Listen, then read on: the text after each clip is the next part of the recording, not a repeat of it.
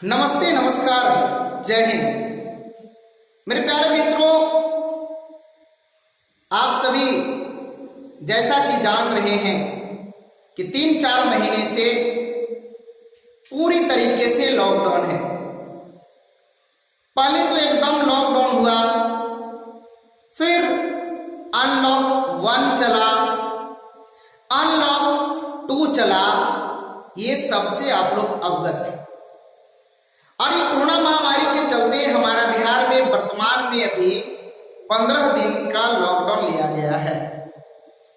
और ये 15 दिन कब तक चलेगा इसका कोई गारंटी वारंटी नहीं है।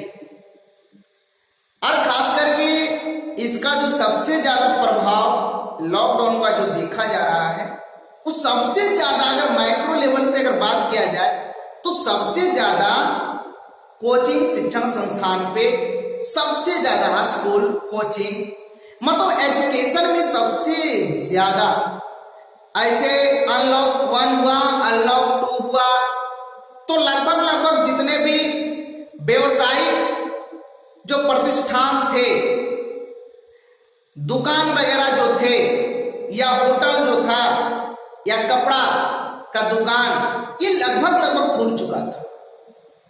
तो इसी बीच में कुछ शादियां हुई जिसमें लोग उमड़ पड़े बाजारों में खरीदारी करने के लिए, जिसका परिणाम आज हम लोगों को देखना पड़ रहा है कि पूरे हिंदुस्तान में किस तरीके से कोरोना का आंकड़ा बढ़ता चला जा रहा है। इसका कोई गारंटी और वारंटी संभव नहीं है। मित्रों, एक बात को समझिए, और ये आपको समझना ही होगा, हर हालत में समझना होगा, चाहे आप जिस तरीके से समझिए, लेकिन आपको समझना होगा। क्योंकि आप पढ़ाई कर रहे हैं, आपको पढ़ना पड़ेगा। आप क्या सोचते हैं कि आपका एग्जाम का सिलेबस कम कर दिया गया है? नहीं, ये सीबीएसई वालों का 30% सिलेबस कम करने का प्रयास किया जा रहा है। इसके बाद में हम लोग जितने भी बिहार बोर्ड के जो विद्यार्थी हैं, या अन्य राज्य के जितने भी स्टेट बोर्ड के विद्यार्थी हैं, उनके लिए कोई मापदंड अभी राज्य सरकार, कहीं का राज्य सरकार कोई मापदंड तय नहीं किया है। इसलिए हम सभी ये प्रयास करें, चाहे वो ऑनलाइन के माध्यम से या फिर किसी भी ऑफलाइन में, अगर आपके रिश्तेदार, परिवार, भाई बहन अगर आपसे सीनियर है, अगर वो अच्छे पढ़े लिखे हैं, तो आप उनके संपर्क में आकर के सिलेबस को कवर करने का प्रयास करें, सिलेबस को खत्म करने का प्रयास करें। और जब तक आप सिलेबस को पढ़ते नहीं हैं, तब तक निश्चित तौर पे एग्जामिनेशन में सही मार्क्स लाना संभव नहीं है। मेरे प्यारे मित्रों, मैट्रिक के विद्यार्थियों के अंदर में भी एक गजब तरीके का मन में लालसा जाग रहा होगा कि कब संस्थान खुले, कब शिक्षण संस्थान खुले, कि जाकर के इस चीज की तैयारी पूरी रूप से की जाए। लेकिन इस महामारी में संस्थान खुलना ना खुलना, ये तो बहुत सरकार पे निर्भर करता है। और ये निश्चित तौर पे कहीं ना कहीं ये बहुत बड़ी बाधक है कि जब तक संस्थान खुलती नहीं है, तब तक आप जो है अपने घर में रह करके अपने गार्जियन स्वरूप, जो आपसे सीनियर हैं, जो पहले पढ़ चुके हैं, जो बैठे हुए हैं, जिनके अंदर में कुछ नॉलेज है, तो वहां पे भी आप सोशल डिस्टेंस का मेंशन करते हुए, और ऐसे सोशल डिस्टेंस का मेंशन की बात तब आती है जब एक घर का सदस्य बार बार कहीं बाहर दूसरे शहर से वो आ रहा है, जा रहा है, बैठ रहा है, तब वहां पे सोशल डिस्टेंस का प्रश्न उठता है। लेकिन अगर एक घर का सदस्य जो हमेशा प्रेजेंट है, जहां पे मैं हूं वहीं पे वो भी है, तो जब मेरे अंदर में कोरोना वायरस नहीं आ सकता, तो उनके अंदर में कैसे आएगा जी? ना तो उनका कहीं आना जाना है, नहीं तो मुझे कहीं आना जाना है।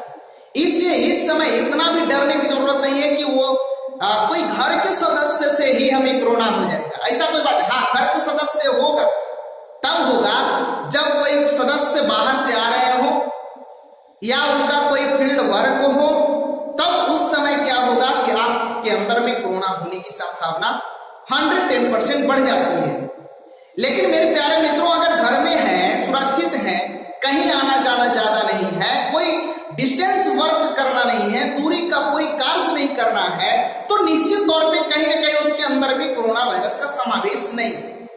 इसको समझने के लिए हमें बहुत ज्यादा दिमाग लगाने की जरूरत नहीं है और मेहनत करने के लिए रात दिन एक करना पड़ेगा, संघर्ष तो करना ही पड़ेगा साहब।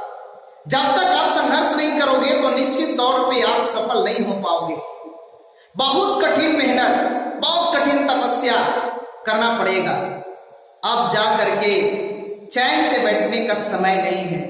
आप अपने से मान लिया जाए कि मैथमेटिक्स में थोड़ा सा बहुत ज्यादा हेल्प की जरूरत पड़ता है, मैथमेटिक्स में हेल्प की जरूरत पड़ता है, क्योंकि मैथमेटिक्स एक ऐसा सब्जेक्ट है कि जब तक कोई बंदा मुझे अच्छे तरीके से समझाए नहीं, तब तक कुछ ऐसे पॉइंट्स होते हैं, कुछ ऐसे फैक्ट्स होते हैं जो समझ में नहीं आता।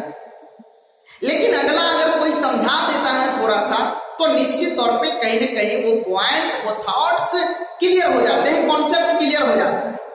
लेकिन मेरे प्यारे मित्रों, एक बात को ध्यान रखिए, कुछ विषय ऐसे हैं, कुछ सब्जेक्ट ऐसे हैं जिसको आप स्वयं अध्ययन करके, अच्छे तरीके से मेहनत करके आप आगे बढ़ सकते हैं।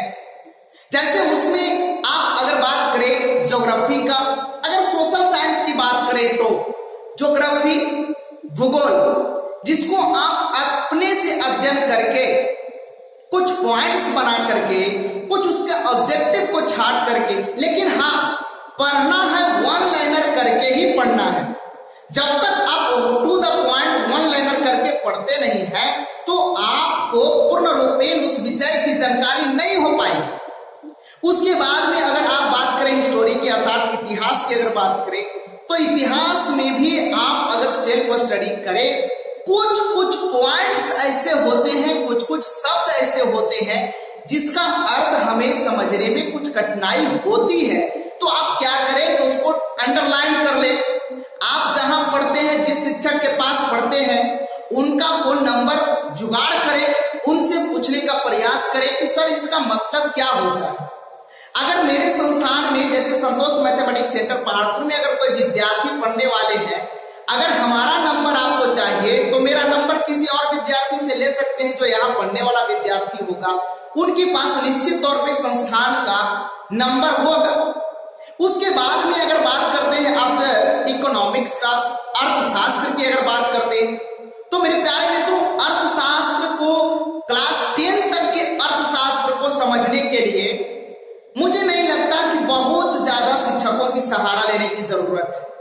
हाँ, 12th की अगर इकोनॉमिक्स की बात किया जाए तो 12th का इंडेक्स ऐसा है कि उस इंडेक्स को समझने के लिए हमें किसी ना किसी एक अच्छे शिक्षक का सहारा लेना पड़ेगा। इसलिए कि 12th और 11th का जो इकोनॉमिक्स इंडेक्स है उसमें मैथमेटिक्स का यूज होता है, इसलिए उसमें 12th में थोड़ा सा बहुत हद तक सहारा लिया जा सकता है। अन्यथा उसमें भी अगर प्रयास किया जाए, संघर्ष किया जाए, यूट्यूब का सहारा लिया जाए, तो निश्चित तौर पे उसका भी कॉन्सेप्ट हम लोगों का क्लियर हो जाएगा। अब बात रही हम लोगों को पॉलिटी, तो पॉलिटी तो आनंददायक सब्जेक्ट है ना हम लोगों के जीवन के, खास करके बिहारियों को। बिहारी लोग तो अपने जीवन में भर लिया है भैया पॉलिटिक्स, जगह जगह पे ठप्पे ठप्पे पे पॉलिटिक्स, राजनीति की बातें। हमारी आधी जीवन कट जाती है राजनीति करते करते, पॉलिटिक्स की बातों को सुनते सुनते, पॉलिटिक्स की बातें करते करते।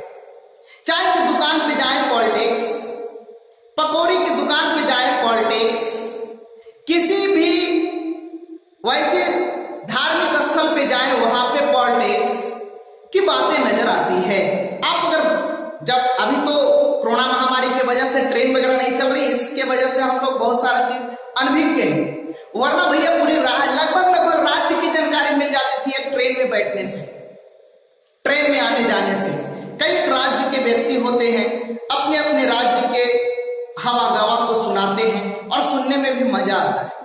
तो हाँ, पॉलिटी जो हुआ वो हम लोगों के लिए बहुत ही बेहतरीन सब्जेक्ट है और इस विषय की तैयारी के लिए मुझे नहीं लगता कि बहुत ज्यादा शिक्षकों की आवश्यकता पड़ सकती है। भैया ऐसे तो कहावत है कि बिना गुरु के ज्ञान नहीं है, ये निश्चित तौर पे नहीं है, लेकिन आप कम से कम फोन करके तो पूछ सकते हैं ना, थोड़ा बहुत तो जानकारी आंकड़ा जुगाड़ कर सकते हैं, आपको दिया जाएगा। आप घबराइए नहीं, आपको आंकड़ा जुटाया जाएगा। आपके लिए कोई भी शिक्षक ऐसा नहीं है जो बैठा है, चाहे वो किसी भी शिक्षण संस्थान के हो, शिक्षक किसी भी शिक्षण संस्थान के बेचारा बैठा नहीं है, वो भी कुछ न कुछ कर रहा है, चाहे वो फेसबुक के माध्यम से, व्हाट्सएप के माध्यम से, जिनके पास जितना पहुंच है, जहां तक पहुंच है, ट्विटर के माध्यम से या फिर कहें टेलीग्राम के माध्यम से, टेलीग्राम पे भी ग्रुप बना करके, जूम ऐप के माध्यम से बहुत सारे शिक्षक बेचारा परेशान है कि भैया मुझे भी मन नहीं लग रहा है ना। आप बच्चे हैं, आप घर में हैं, आपको लगता होगा कि नहीं, अरे सिर्फ हमें मन नहीं लग रहा है साहब, हम लोगों को भी मन नहीं लग रहा है, हम लोगों को भी इच्छा है कि नहीं चलो, क्योंकि जो व्यक्ति जिस कार्य को करते आया है, लंबे समय से करते आया है, जैसे 4 से 5 साल से मैं खुद टीचिंग लाइन में हूँ, पढ़ा रहा हूँ, और इस लाइन को छोड़ने के बाद अगर दूसरा लाइन में जाते हैं तो दिक्कत लगता है, मन नहीं लगता। ऐसा कोई बात नहीं कि हम खेती नहीं कर सकते हैं, खेती तो करेंगे ही भैया, और हम तो यदुवंशी कुल से आते हैं, और यदुवंशी कुल का सबसे फेवरेट कार्य रहा है खेती कार्य करना, है ना। फिर उसके बाद में दुग्ध बेचना, ये सब यदुवंशी समाज का, ये तो एक तरीके से कहा जाए तो जनरेशन चलते आ रहा है, खानदानी चलते आ रहा है। और ऐसे भी यदु कुल, जिस कुल से मैं आता हूं, उस कुल का काम ही है लोगों को सेवा करना, लोगों को सहायता करना। लेकिन इसी में से कुछ कुछ ऐसे हो जाते हैं, कुछ कुछ व्यक्ति ऐसे हो जाते हैं जो अपने स्वार्थ के चक्कर में आकर के लोगों को सेवा करना भूल जाते हैं और पारिवारिक बंधन में जाकर के बंध जाते हैं। तो उसके बाद में ये तमाम सब्जेक्ट आपने देखा, भूगोल देख लिया, इतिहास देखा, इकोनॉमिक्स देखा, पॉलिटी देखा, ये 4 सब्जेक्ट भैया अपने आप से। रही बात हिंदी, जो 100 नंबर हमारे बिहार बोर्ड की क्लास 10 में 100 नंबर का हिंदी होता है। अगर आप 7 क्लास, 8 क्लास, 9 क्लास में अगर आपने हिंदी पढ़ा, हिंदी व्याकरण अगर आपने पढ़ा है, तो मुझे नहीं लगता है कि उतना से ज्यादा हिंदी व्याकरण क्लास 10 में आने वाला है। हम तो वादा करते हैं कि 12th में उससे ज्यादा भी हिंदी व्याकरण नहीं आएगा। जितना आपने पढ़ लिया है, 9th क्लास में पढ़ लिया है, उसके बाद में 8th क्लास में पढ़ा होगा, 7th क्लास में व्याकरण पढ़ा होगा, इन तमाम क्लासेस में आपने व्याकरण पढ़ लिया है। अब रही बात थोड़ा सा कहानी है, तो आप कहानी के लिए टीच योर सेल्फ का भी सहारा ले सकते हैं क्वेश्चन आंसर के लिए, क्योंकि वो बनाई है टीच योर सेल्फ, स्वयं अध्ययन करें, अपने पढ़ें और अपने समझें, इसलिए उसका अध्ययन कर सकते हैं। बहुत से शिक्षक नहीं कहेंगे कि टीच योर सेल्फ से पढ़ रहा है, लेकिन उससे पूछे सर आप मैं तो आपसे वो नहीं बनता है तो आप किसका सहारा लेते हैं, तो दिल से नहीं कहेगा, लेकिन मन से तो एकदम जरूर है भैया टीच योर सेल्फ का सहारा लेता है। 1-2 शिक्षक नहीं, बहुत सारे शिक्षक, हाँ, जिनका कॉन्सेप्ट क्लियर है, शुरू से कॉन्सेप्ट क्लियर है, वैसे शिक्षक टीच योर सेल्फ का सहारा नहीं लेते हैं। उन लोग जो है कि अपने कॉन्सेप्ट के अनुसार वो क्या करते हैं, मैथमेटिक्स को सॉल्व करने का प्रयास करते हैं। तो आप सभी संघर्ष करें, आप लोग मेहनत करें, बहुत अच्छे तरीके से मेहनत करें, आपको कोई नहीं रोक सकता है आगे बढ़ने से। उसके बाद में इंटरमीडिएट के जितने भी विद्यार्थी हैं, आप भी ना बैठें, आप YouTube का सहारा लें, आप भी जहां पढ़ते होंगे, जिस शिक्षक के पास पढ़ते होंगे, उनका WhatsApp नंबर लें, उनका ग्रुप में जुट जाए और उनसे भी प्रश्न करें, जो आपको ज्यादा से ज्यादा प्रॉब्लम क्रिएट कर रहा हो, वहां से प्रश्न उठाएं और प्रश्न पूछने का प्रयास करें। बैठने का समय नहीं है साहब, हाँ, सोशल डिस्टेंस के साथ अपने घर में ज्यादातर सुरक्षित रहें, सेफ रहें, ताकि आप तक इस महामारी का प्रकोप न पहुंच सके। क्योंकि आप सुरक्षित हैं तभी आप सब कुछ हैं, आप सुरक्षित नहीं हैं तो आप कुछ भी नहीं हैं। आप अगर सुरक्षित हैं तो आप IAS हैं, आप IPS हैं, आप IFS हैं, आप डॉक्टर हैं, आप इंजीनियर हैं, कल का भविष्य है, ये सब आप हैं। लेकिन अगर आप सुरक्षित नहीं हैं तो ना तो आप कल का भविष्य है, ना तो आप कोई आईएएस है, ना तो आप कोई आईपीएस है। इसलिए आपको क्या रहना होगा, सुरक्षित रहना होगा, मेहनत करना होगा और संघर्ष की श्रेणियों को पार करते हुए, नफरत की आग को धकेलते हुए एक इंसानियत की मंजिल को पाना है और आगे बढ़ना है। निश्चित तौर पे हम सभी कामयाब होंगे। साथ ही हाथ बढ़ाना रे, एक अकेला थक जाएगा, मिलजुल कर बोझ उठाना रे, मिलजुल कर बोझ उठाना रे। इतिहास गवाह है मेरे मित्रों कि जिंदगी अगर इम्तिहान लेना चाहती है तो इम्तिहान देना भी सीखो, क्योंकि डरने से जिंदगी का नैया पार नहीं होने वाली है। इम्तिहान दीजिए, परीक्षा हर पल होगी, हर पद होगी, डेट डेट पे परीक्षा होगी, कदम कदम पे परीक्षा होगी। हम सबों को परीक्षा देना होगा। मां सीता को जब परीक्षा देना पड़ा था तो हम आप तो एक आम इंसान है साहब, परीक्षा देना पड़ेगा। बहुत से लोग ये भी कहेंगे कि अरे यार ये सब बताने का क्या जरूरत है यार, सब कोई जानता है, इतना क्यों बता रहा है, सब कोई जानता है। साहब ये लोग सब कोई जानता है कि प्रभु श्री राम सबरी के झूठे बैल को खाए थे, सबरी के झूठे बैल को प्रभु श्री राम खाए थे। अगर बताया गया नहीं होता, अगर बताया गया नहीं होता तो हम लोगों को कैसे पता चलता कि प्रभु श्री राम भी कभी सबरी के झूठे बैल को खाए थे। तो बताना तो पड़ता है साहब, इतिहास को दोहराइएगा नहीं तो लोग जानेगा नहीं, इसलिए बताना पड़ता है।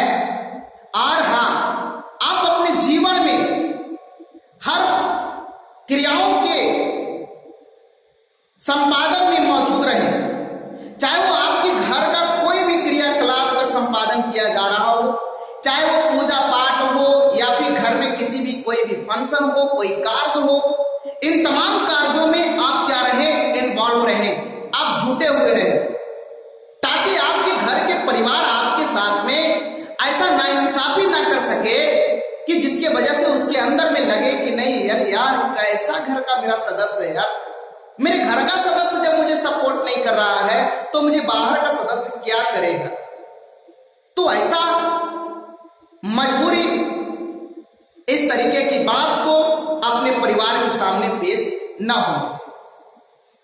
मित्रों, चाहे वो राजनीतिक फंक्शन हो, राजनीतिक गलियारा हो, उसमें भी अपना थोड़ा सा दिमाग आजमाइए, थोड़ा दिमाग लगाइए, क्योंकि किसी भी सेक्टर में जाने के लिए आपको पहले से बीजारोपण करना पड़ेगा। किसी भी सेक्टर में जाने के लिए आप अगर एसएससी में जाना चाहते हैं तो आपको मैट्रिक से ही होशियार बनना पड़ेगा। आपको अगर मास्टर बनना है तो आपको 10th स्तर से ही अच्छा कोई सब्जेक्ट का जानकार बनना पड़ेगा, बेहतरीन जानकार बनना पड़ेगा, और उसके लिए उस लायक कठिन मेहनत करना पड़ेगा, तपस्या करना पड़ेगा, संघर्ष करना पड़ेगा। और जब तक आप संघर्ष नहीं करेंगे तब तक आप मास्टर नहीं बन सकते हैं। आपको आईएएस बनना है तो और सब्जेक्ट में बेहतरीन तरीके से कॉम्बिनेशन बना करके उस तरीके से पढ़ाई करके आपको आगे बढ़ना पड़ेगा। समय निर्धारित करना होगा, सबको निर्धारित करना होगा। एक न एक दिन मंजिल मिलेगी, लेकिन उसी को मिलेगी जो संघर्ष निरंतर करता रहेगा, उसी को मंजिल मिलती है। मंजिल बैठ करके लंबा लंबा भाषण देने से मंजिल नहीं मिलती है। रात दिन संघर्ष करना पड़ता है, इंसानियत के राह पे चलना पड़ता है।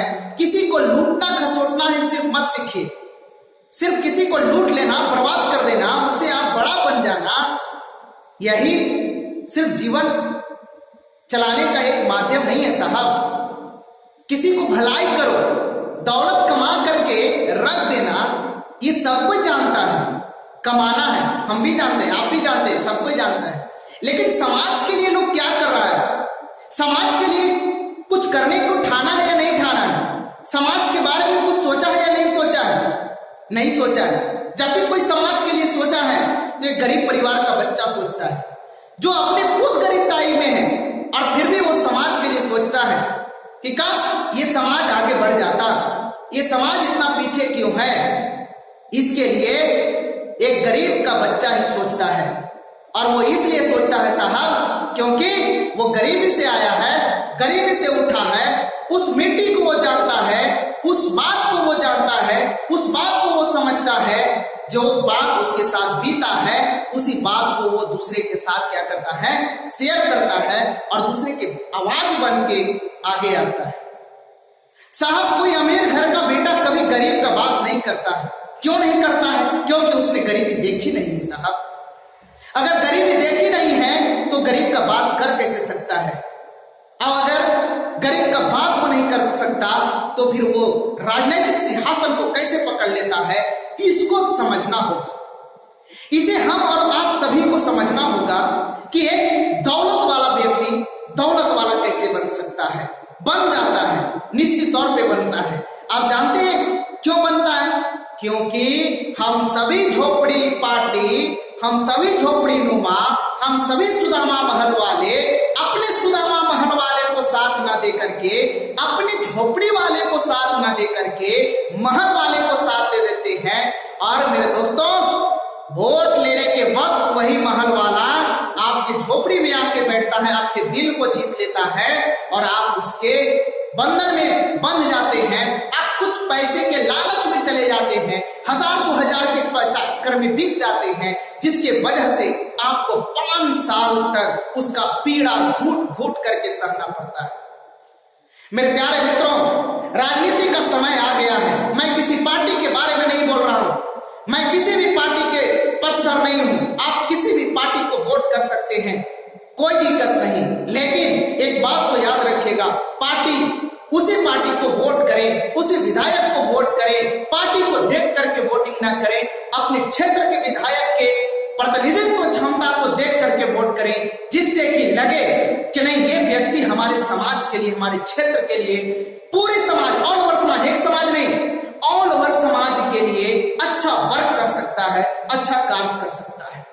आप अपने गांव के, अपने पंचायत के एक प्रधान को चुनते हैं, उस प्रधान के चुने हुए जो प्रतिनिधि होते हैं वो किस तरीके से वो आपका पंचायत चला रहा है, कैसे वो कार्य कर रहा है, कितने अच्छे तरीके से वो टेक्निकल ढंग से कम पैसा में, कम संसाधन में अपने पूरे पंचायत वासियों को सही तरीके से खुश कर रखा है, ऐसे व्यक्तियों का चुनाव करें।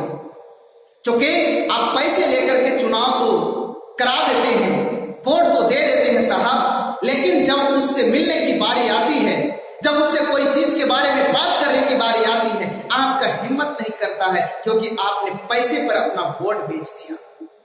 साहब, जिस दिन आप पैसे पर अपना वोट बेचोगे ना, तो जानते हो, पैसे पर वोट बेचना और पैसे पर बेटी बेचना ये दोनों बराबर है साहब। पैसे पर वोट बेचना और पैसे पर बेटी बेचना ये दोनों बराबर है। पैसे से वोट बेचा नहीं जा सकता साहब। मत बेचिए अपने पैसे से किसी व्यक्ति को वोट, किसी दरिंदे को वोट अपना मत बेचिए। आप अपने वोट का सही इस्तेमाल करें, एक ईमानदार व्यक्ति, एक होनहार व्यक्ति को चुनने का प्रयास करें, ताकि आपके समाज के लिए, आपके गांव के लिए, आपके घर के लिए, आपके पूरे समाज के लिए, पूरे पंचायत के लिए, पूरे एक विधानसभा के लिए, पूरे जिला के लिए ऐसे प्रतिनिधि का चुनाव करें जो समाज का भला हो, गरीब के बच्चों को देखभाल करने वाला हो, गरीब के बच्चों के ऊपर कीचड़ उछालने वाला ना हो, गरीबों को देख करके आंख मोड़ करके चल ना जाए, ऐसा व्यक्ति का चुनाव ना करें साहब। ऐसे व्यक्ति का चुनाव ना करें। और समाज का प्रतिनिधित्व करने वाला व्यक्ति एक ऐसा व्यक्ति हो जो निश्चित तौर पे अच्छे तरीके से अच्छे समाज का निर्माता बने, अच्छा शिक्षक बनने। शिक्षक एक वैसा व्यक्ति है जो समाज की नई धारा को बनाता है और समाज को आगे लेकर जाता है। हर समाज को आगे बढ़ाने का काम शिक्षक ही करता है। इसलिए मैं तो पूर्ण रूपे शिक्षक नहीं हूं, बट शिक्षक होने की गरिमा को रखता हूं और इसी को लेकर के आज सार्वजनिक विस्तार से कुछ बातें मैंने किया है। और आप लोग सभी को से मेरा विनम्र निवेदन होगा कि इस मैसेज को ज्यादा से ज्यादा लोगों तक शेयर करेंगे और बेहतरीन तरीके से समझने का प्रयास करेंगे। मैं पुनः सभी नौजवान साथियों से आग्रह करता हूं कि आप बैठे नहीं, आप लोग मेहनत करें, संघर्ष करें, क्योंकि बैठने से किसी की जिंदगी की नैया पार लगने वाली नहीं है। आपको घर में ही रख करके मेहनत करके वक्त मजबूर कर देता है, तो वक्त कभी खराब हो सकता है। हमारी जिंदगी खराब नहीं हो सकती है, हमारी जीवन खराब नहीं हो सकती है, हमारा तकदीर खराब नहीं हो सकता है। हाँ, वक्त हर इंसान के लिए खराब होता है साहब, कभी कभी खराब वक्त चलता है, ये दशा होता है, ये चलता है। आप जानते हैं ये ऐसे भी 1920 जो है ना, 20 जो है ना, बड़ा खतरनाक साबित हो रहा है। एक आंकड़ा के अनुसार, ऐसे ये उलूल जुलूल फंक्शन है, ये कोई बहुत ऑथेंटिक बातें नहीं है। कभी भी महामारी आ सकती है, ऐसा थोड़ी है। बीमारी इबोला 1920 में तो नहीं आया था, लेकिन आया था ना इबोला। तो इबोला बीमारी, बहुत सारा बीमारी है, बहुत सारे फंक्शन ऐसे हैं जो समय के अनुसार नहीं आकर के कुछ समय आते हैं। और ये बीमारी, मौत, ग्राहक, ये सब किसी का इंतजार करता है थोड़ी ना। आप अच्छे सामान दे रहे हो, आप अच्छे व्यक्ति नहीं हो, तो बीमारी आपके पास आएगी। ध्यान रखिएगा, ग्राहक और बीमारी में थोड़ा फर्क है। ग्राहक है कि आप अच्छा अगर वस्तु दे रहे हो, आप अगर अच्छा वस्तु दे रहे हो तो ग्राहक आपके पास अच्छे ग्राहक जाएंगे। अगर आप खराब वस्तु दे रहे हो, आपका नेट वजन अच्छा नहीं है, तो निश्चित तौर पे आपकी दुकान पे ग्राहक नहीं जाएंगे। लेकिन आपके शरीर का वजन कमता है, आपके शरीर में ब्लड कमता है, तो बीमारी एक ऐसा ग्राहक है साहब, आपके यहां ही जाकर के घर बनाएगी, आपके अंदर में ही जाके घर बनाएगी। निश्चित तौर पे इससे बचना होगा और बहुत ज्यादा कोई भी किसी भी तरीके से टेंशन ना ले, आगे बढ़े, मेहनत करें, संघर्ष करें। हर मेहनत करने से बाधा दूर होती है। जब तक आप मेहनत नहीं कर देंगे तब तक आपकी बाधा दूर होने वाली नहीं है। तो अच्छा है, संघर्ष करें, मेहनत करें। जय हिंद।